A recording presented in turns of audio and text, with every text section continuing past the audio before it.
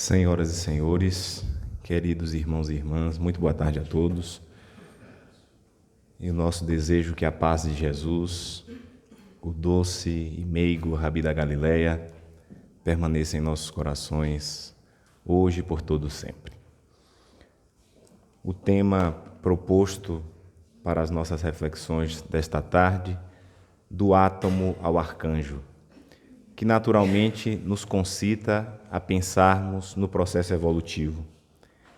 E nós iniciamos o nosso trabalho com a primeira estrofe do poema que está inserido no livro Parnaso de Além-Túmulo, do poeta baiano Castro Alves, que sintetiza este processo evolutivo nos dizendo: há mistérios peregrinos no mistério dos destinos que nos mandam renascer. Da luz do Criador nascemos, múltiplas vidas vivemos, para a mesma luz volver. E quando nós estamos nos propondo a refletir do átomo ao arcanjo, nós poderíamos citar esta estrofe de Castro Alves e encerrar a palestra. Porque é impressionante como ele consegue sintetizar o processo evolutivo em uma estrofe do poema. Poema Marchemos, de Parnaso de Além-Túmulo.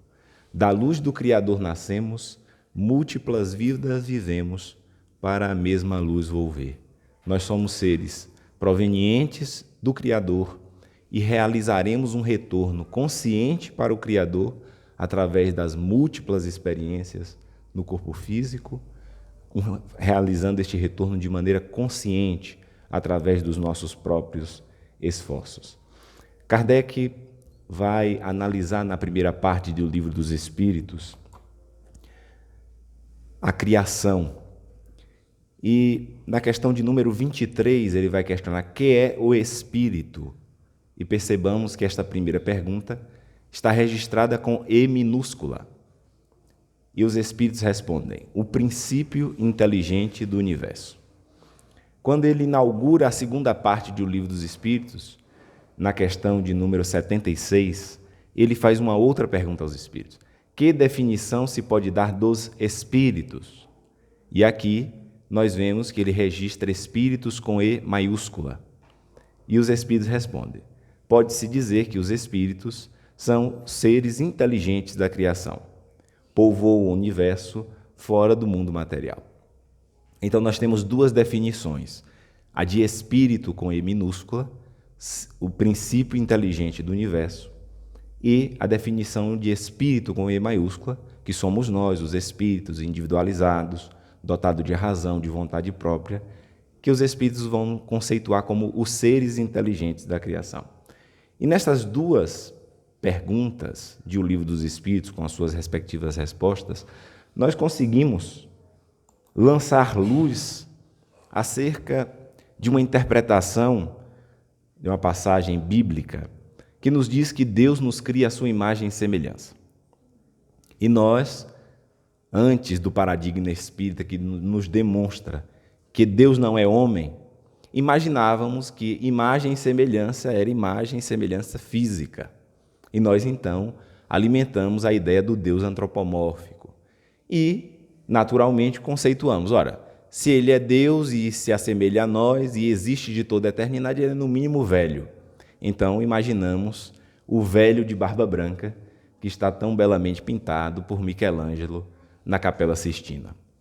Quando o Espiritismo nos apresenta o Deus cósmico, coube a Allan Kardec quebrar com este paradigma, porque até Allan Kardec nós nos questionávamos quem é Deus.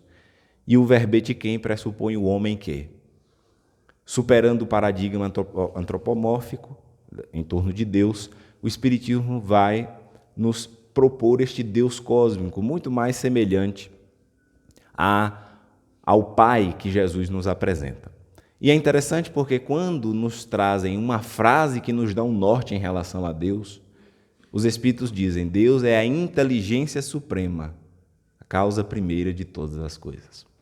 E aqui nós vamos conseguir perceber, à luz do Espiritismo, como interpretar esta passagem bíblica que diz que Deus nos cria a sua imagem e semelhança.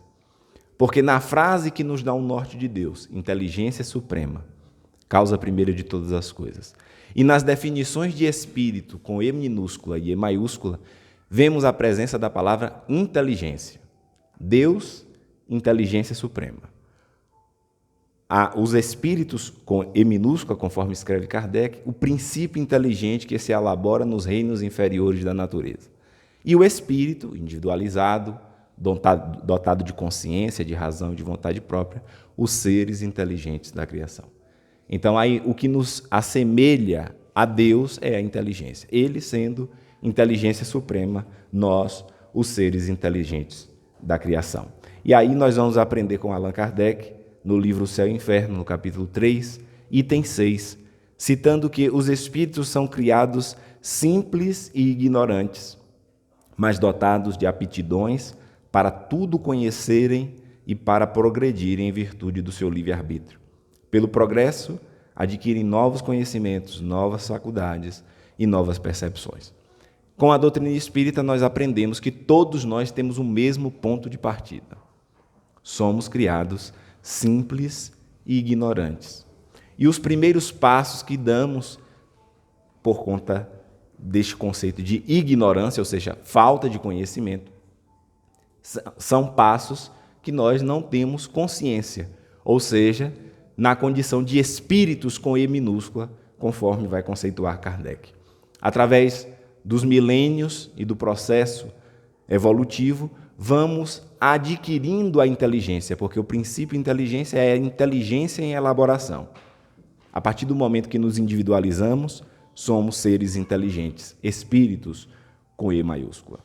As obras complementares vão nos esclarecer esta afirmação do átomo ao arcanjo e como se dá este processo inicial. André Luiz, no livro Evolução em Dois Mundos, eu acredito que é bastante estudado nesta casa, as obras de André Luiz, ele vai nos afirmar que para alcançar a idade da razão, com o título de homem, dotado de raciocínio e discernimento, o ser, automatizado em seus impulsos, no caminho para o reino angélico, despendeu nada menos que 1,5 bilhão de anos. E aqui nós temos algumas informações que nos surpreendem.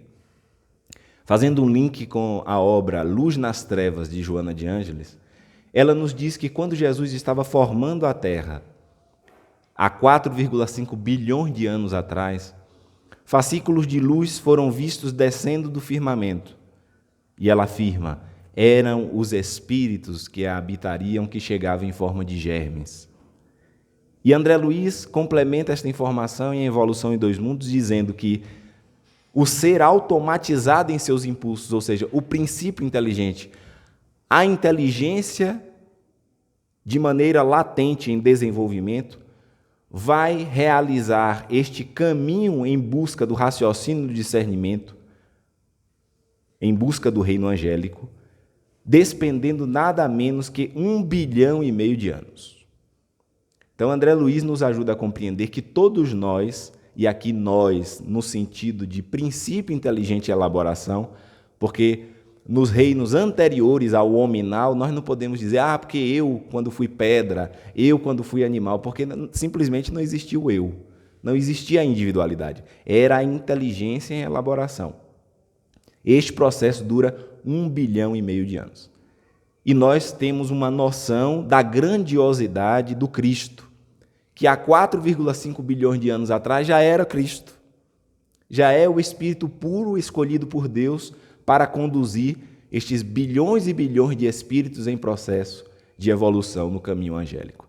E ele espera pacientemente por 3 bilhões de anos aproximadamente, 3 bilhões de anos, para que nós iniciássemos o nosso processo da condição de germes na condição de princípio inteligente, elaborando-se nos mais diferentes reinos da natureza. E após 1,5 bilhão de anos, no livro Libertação, André Luiz vai parafrasear a frase do ministro Flacos em um educandário próximo à crosta da Terra, dizendo que adquirimos a idade da razão, ou seja, fomos dotados de vontade própria, de conhecimento, de livre-arbítrio moral, há aproximadamente 40 mil anos atrás.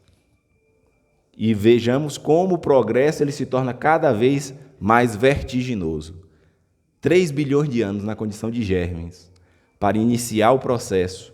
Em 1,5 bilhão de anos se elaborando, adquirindo a idade da razão, e há apenas 40 mil anos atrás, dentro de todo esse processo, estamos na condição de homens. Aí sim, como espíritos com E maiúscula, dotados de razão, de vontade própria e fazendo escolhas que repercutem diante dos nossos próprios passos. Portanto, estas informações demonstram para nós que ninguém aqui em regime de iniciação neste mundo. As pessoas muitas vezes se questionam, ora, será que realmente eu tenho tantas reencarnações? Né?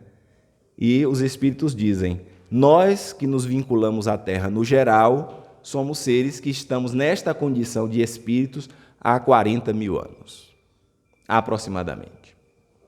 E a literatura espírita vai nos dizer que fazemos um mergulho na carne a cada 100 anos, em média. Isto pode variar um pouco para mais, um pouco para menos.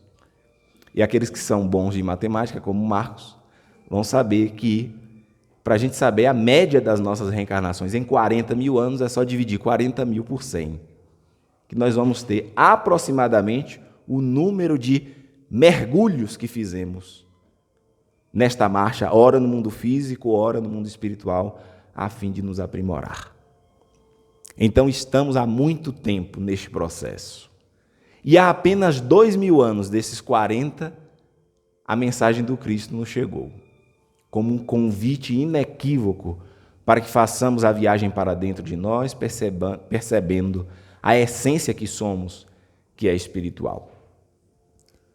E dentro desta grandeza da vida e deste processo de desenvolvimento, Leon Denis, dos grandes livros clássicos da doutrina espírita, que merece ser estudado e lido por todos nós, que queiramos compreender o problema do ser, do destino e da dor, ele vai dizer, na planta a inteligência dormita, no animal sonha, só no homem acorda, conhece-se, possui-se e torna consciente.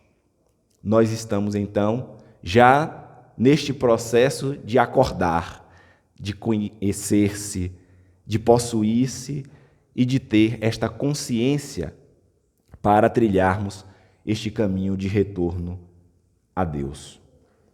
E é por isso que os Espíritos vão afirmar, encerrando a resposta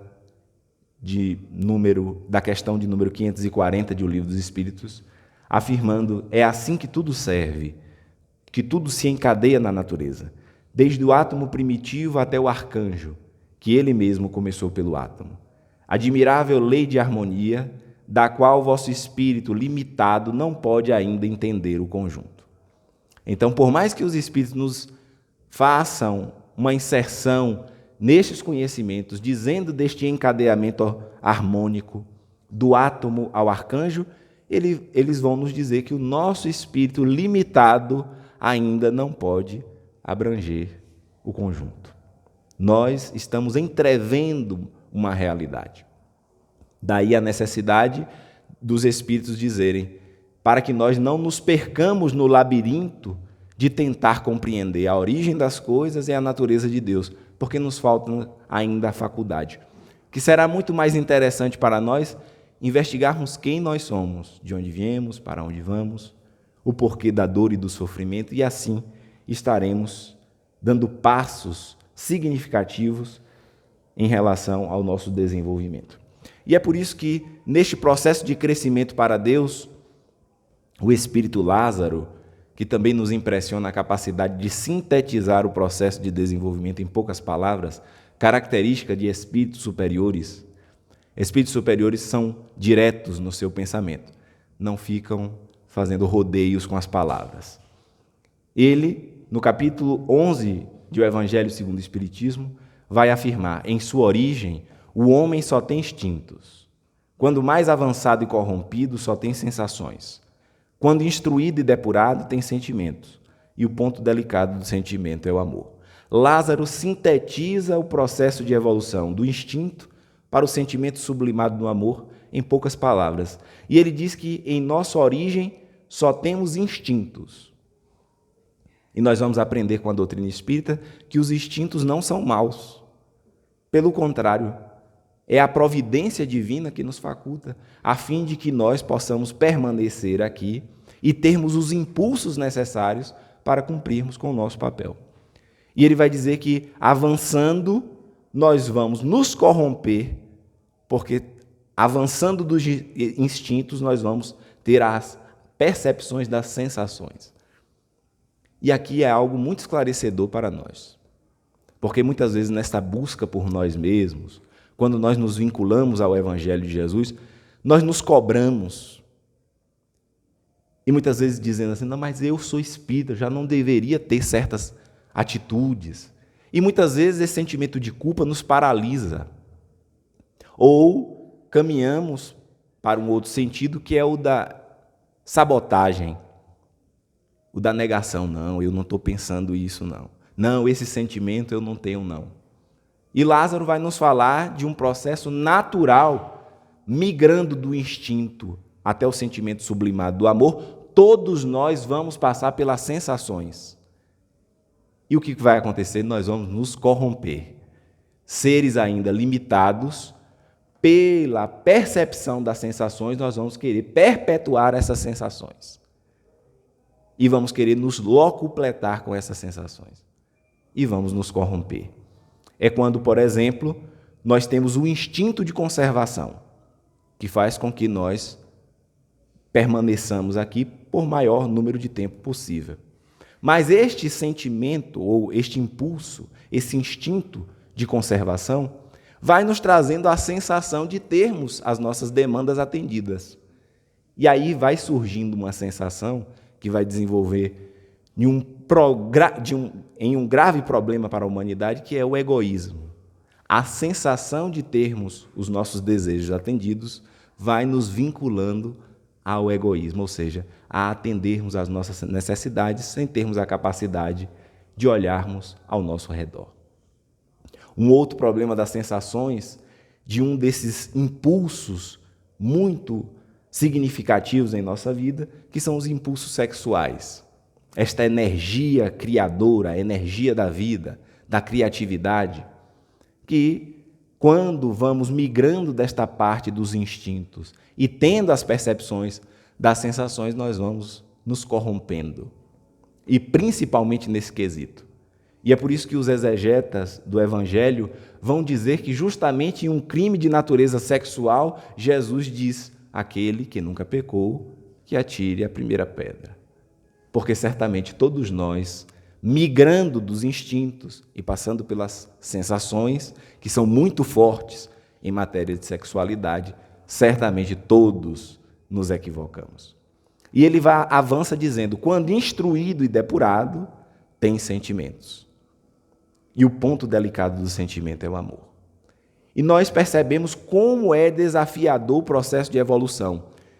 Porque nós sabemos que não existem aqui etapas que vencidas vão dando espaço para outras, superando a anterior. Nós sabemos que o desenvolvimento se faz paulatino e gradual. Que nós não superamos os instintos e chegamos na fase das sensações e os instintos ficam lá. Nós sabemos que este processo ele vai se encadeando. Então, de modo que muitos de nós já temos sentimentos nobres, que são conquistas dentro deste processo evolutivo, mas que em determinadas situações poderemos dar margem aos impulsos, a estas sensações que ainda reverberam em nós. E é por isso que a doutrina espírita vai nos falar da necessidade de aprendermos a domar as más inclinações ou as paixões. Kardec questiona aos espíritos, na questão 908, como se poderá determinar o limite em que as paixões deixam de ser boas para se tornarem más. Aqui os espíritos já haviam esclarecido, olha, os impulsos não são maus, são concedidos por Deus como verdadeiras molas propulsoras para que nós possamos fazer o que é necessário fazer. Mas ele havia refletido de que esses impulsos são canalizados para o mal. Então os espíritos respondem: as paixões são como um corcel, que só tem utilidade quando governado, e que se torna perigoso desde que passe a governar. Então todos nós trazemos em nosso mundo íntimo estes impulsos que muitas vezes nos dominam.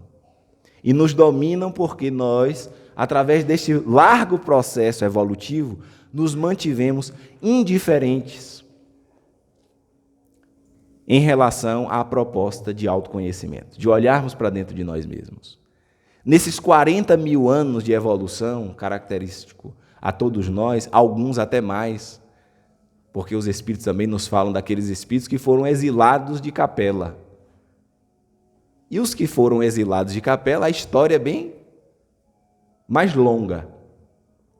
Não são apenas os 40 mil anos, são espíritos mais experientes. Nós, certamente, ficamos mais ligados às distrações externas, às questiúnculas do mundo, presos aos ressentimentos, ao ódio, às disputas pelo poder, e não realizamos esta viagem para dentro de nós que faculta com que nós tenhamos este domínio ou realizemos esses esforços em relação a esses impulsos. Porque muitas vezes esses impulsos existem em nós e nós nem sequer percebemos. Ele nos domina e quando vamos refletir, já agimos, já falamos. Então, a necessidade de olharmos para dentro de nós mesmos e percebermos quais são esses impulsos, quais são as situações que me levam ao limite, como eu tenho reagido diante de determinadas pessoas, circunstâncias. Eu tenho tido uma postura de tolerância, de compreensão em relação às escolhas do outro, do pensamento do outro, ou eu tenho agido no sentido de impor o meu pensamento? Eu tenho tido paciência na relação com o outro ou tenho tido um pavio curto? Então são perguntas que vão nos direcionando a estas respostas que nos conectam conosco mesmo. E na questão subsequente, a 909, Kardec novamente questiona: poderia sempre o homem, pelos seus esforços, vencer as suas más inclinações? E olha a resposta que os espíritos dão: sim, e frequentemente fazendo esforços muito insignificantes. O que lhe falta é a vontade. Quão poucos dentre vós fazem esforços. Então esta é uma informação, meus amigos e minhas amigas, que demonstram para todos nós como tem sido estes mergulhos que fazemos na carne. Porque se fizéssemos esforços significativos no sentido de vencer as nossas más inclinações, os espíritos dizem, fazendo esforços, muitas vezes insignificantes, nós já teríamos logrado êxito, como muitos já lograram êxito. Aqueles que entenderam nas mais diversas religiões, e principalmente nas fileiras do cristianismo, que tem o Evangelho, que é este roteiro seguro em direção a nós mesmos, este reino que, conforme Jesus diz, é obra divina no coração dos homens, se iluminaram porque aceitaram este convite para, ao invés de estar distraído, percebendo o que é externo, aceita o convite para realizar esta viagem para dentro de nós mesmos. Esta viagem para dentro, conectando-se com a essência. E é por isso que Lázaro, novamente, vai nos dizer que o amor resume a doutrina de Jesus inteira, visto que este é o sentimento por excelência, e os sentimentos são os instintos elevados à altura do progresso feito. Então, todos nós estamos neste processo de mergulho na carne, de enfrentarmos tantas dificuldades no nosso dia a dia, de enfrentarmos dores, situações difíceis no lar, no trabalho, com um objetivo, que é o de aprender a amar. E é por isso que o amor resume a doutrina de Jesus por inteiro. Então, se nós estamos abraçando causas, se nós estamos convencidos de que o nosso pensamento é a verdade, é o pensamento que é coerente, que a nossa postura é uma postura que colabora com um mundo melhor, que os ideais que nós abraçamos são aqueles que são os mais sensatos, os mais coerentes, e nós não estamos conseguindo amar, e muitas vezes, pelo contrário, estas causas que nós abraçamos nos levam a odiar o outro, porque pensa diferente, nós precisamos repensar o caminho que temos escolhido. Se eu odeio alguém, ou odeio determinadas pessoas, por conta dos ideais que eu abraço, por mais que eu esteja convencido de que estes são os ideais de justiça, de fraternidade, se eu estou odiando, alguma coisa não está ajustada. Alguma coisa está fora de rota. Porque nós sabemos que neste mundo de provas e expiações existem muitas situações, ideias, que têm apenas a aparência do bem. Então, muitas vezes nós estamos nesta vida de aparência. Nós aparentamos nos importar com o outro, nos importar com os que estão em situação de vulnerabilidade, mas muitas vezes só através dos discursos, sem prestarmos um minuto sequer de serviço em relação ao outro. E é por isso que Jesus, em seu evangelho, nos concitando a este amor, quando os apóstolos, sem terem ainda compreendido o sentido daquele reino do qual ele falava, e disputando em relação aos cargos, quem seria o mais importante ali do colégio apostólico, Jesus, percebendo as suas confabulações, diz: aquele que quiser ser o primeiro no reino de Deus, que seja o servidor de todos. Quando ele realiza a ceia, quando se aproximava as festividades da Páscoa, e ele fala deste reino que se aproximava, e os apóstolos são tomados ali de uma grande expectativa em relação a este reino e das possibilidades de atuação, ele se faz humilde e lava os pés dos apóstolos, demonstrando que para vivenciar o amor se faz necessário ter a humildade e ter esta postura de servir e de compreender o outro. Leon Denis, mais uma vez, vai nos afirmar: o amor é uma força inexaurível, renova-se sem cessar e enriquece ao mesmo tempo aquele que dá e aquele que recebe. É pelo amor, sol das almas, que Deus mais eficazmente atua no mundo. Por ele atrai para si todos os pobres, seres retardados nos antros da paixão. Os espíritos cativos na matéria, eleva-os e arrasta-os na espiral da ascensão infinita para os esplendores da luz e da liberdade. Então, seres imperfeitos que somos todos atraídos pelo magnetismo do amor. É o amor do Cristo que sustenta as nossas vidas neste planeta, nesta casa planetária que nos alberga, para que realizemos o nosso processo de evolução. Nós precisamos aprender e introjetar em nós a grandeza e a potência do amor, porque muitas vezes nós botamos muita fé em outras forças, na força bruta, na força coercitiva, na força do poder transitório, da influência, mas não acreditamos ainda nesta força do amor.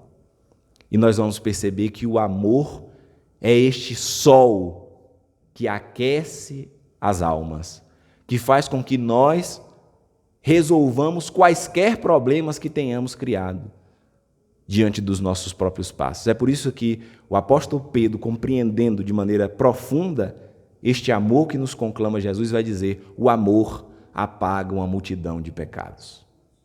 E não é que amando, sendo bonzinho, a gente vai passando a borracha nos nossos erros. Não é assim, não. A interpretação mais próxima do que Pedro quis nos dizer é que, amando, nós temos as condições de resolver quaisquer pendências que tenhamos perante a lei. Amando, nós temos a possibilidade de só erguer, através deste amor, aquelas criaturas que nós induzimos às quedas tenebrosas, que nós destruímos o seu mundo íntimo através dos nossos equívocos, das nossas escolhas mal feitas. É através do amor que nós conseguimos nos doar em relação ao próximo, muito mais do que dar coisas. Porque quando falamos de caridade, por exemplo, muitas vezes nos vinculamos ao ato de dar coisas. E Jesus, no final do seu messianato, nos disse: um novo mandamento vos deixo, um novo mandamento vos dou, que vos ameis uns aos outros, como eu vos tenho amado. E veja que o amor de Jesus, para além de dar coisas, foi o amor que se doou. É o amor que se doa por inteiro. E os Espíritos vêm nos falar da caridade moral, que é este ato de se doar. E eles nos afirmam: é o que menos fazeis neste mundo em que habitais. A recomendação é amar. E a irmã Rosália, um dos Espíritos que colaboram com Cristo no desenvolvimento de O Evangelho segundo o Espiritismo, diz: a recomendação é amar. E muitas vezes, meus irmãos, vocês não estão conseguindo nem se suportar uns aos outros. E muitas vezes dentro das fileiras do Espiritismo, dentro da casa espírita. Nós precisamos ficar atentos. Nós encontramos na lei, desde a primeira revelação da lei divina, a recomendação: amarás o Senhor teu Deus de todo o teu coração, de toda a tua alma, com toda a tua força. E aqui é interessante, porque temos este primeiro mandamento da lei, que nos recomenda amar a Deus de todo o coração. E naquela época, acreditava-se que o coração era a sede do sentimento, mas também a sede do pensamento. Nós não sabíamos que pensávamos pelo cérebro. O cérebro é uma conquista recente do conhecimento humano, mais especificamente, avanços mais significativos nos anos 90. Então, na época da revelação, quando há essa recomendação, amar a Deus de todo o teu coração, os profetas estão nos recomendando: ame a Deus com todo o sentimento, ou seja, a necessidade de lapidar os sentimentos, e com todos os seus ideais. A necessidade de colocarmos todos os nossos ideais a serviço do Pai. E nesta imagem que nos remete à parábola do bom samaritano, nós temos o aprendizado com o Cristo de que amar a Deus de todo o coração, de toda a alma e com toda a força só se concretiza através do serviço ao próximo, como aprendemos na parábola. E em Levítico 19:18, a recomendação: amarás o teu próximo como a ti mesmo. Esta tríade do amor a si mesmo, ao próximo e a Deus. No Sermão da Montanha, nós teremos a última bem-aventurança, que é o último degrau da ascensão espiritual, registrado por Mateus no capítulo 5, quando Jesus vai dizer: bem-aventurados os puros de coração, porque verão a Deus. E aqui, novamente, coração tem o sentido de aqueles que estiverem depurados dos sentimentos e dos ideais. Aqueles que conheceremos a verdade e atingiremos o ápice do amor para que possamos ver a Deus. E é por isso que Jesus nos recomenda: sede, pois, perfeitos, como perfeito é o vosso Pai celestial. Esta é a nossa meta. E o Espírito de verdade, que é o próprio Jesus, vai nos dizer: espíritas, amai-vos, este é o primeiro ensinamento. Instruí-vos, este é o segundo. E é interessante porque aqui o Espírito de verdade não diz: espíritas, amai. Se fosse amai, seria a todos, não é? Seria novamente a recomendação: amai o vosso próximo. Mas isso já havia na lei, ele próprio já havia dito nos tempos da Galileia. Agora, para os espíritas, ele nos traz uma recomendação importantíssima. e que muitos de nós não temos nos atentado nesses dias de agressões, de intolerância, que é o Espíritas Amai-vos. Ou seja, é a recomendação para que nos amemos, para que tenhamos estima entre nós, os espíritas, para que amemos a família espírita. Conforme nos diz Emmanuel, tenho grande apreço por todos os meus irmãos, mas a família espírita. É preciso ter este sentimento de pertencimento, de amor, porque Jesus nos diz: os meus discípulos serão reconhecidos por muito se amarem. E muitas vezes a gente acha que casa espírita é a edificação de 4 paredes. E nós sabemos que não é. Muitos dizem: a casa do caminho, né, ficou no passado. Não, a casa do caminho vive.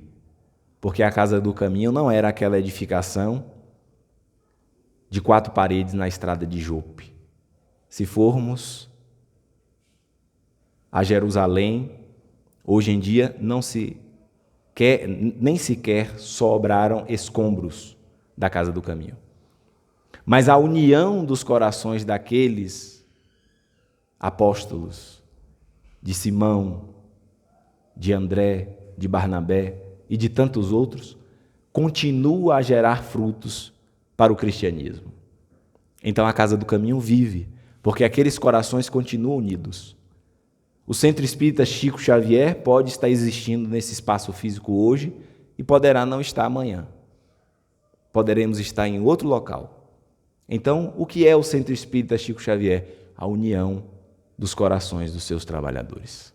Onde quer que esses corações estejam unidos, ali estará este núcleo cristão, que é concitado a gerar frutos para o cristianismo por longos e longos anos. Aqueles de nós que estejamos esperando o descanso eterno, nós lamentamos informar, nós não teremos.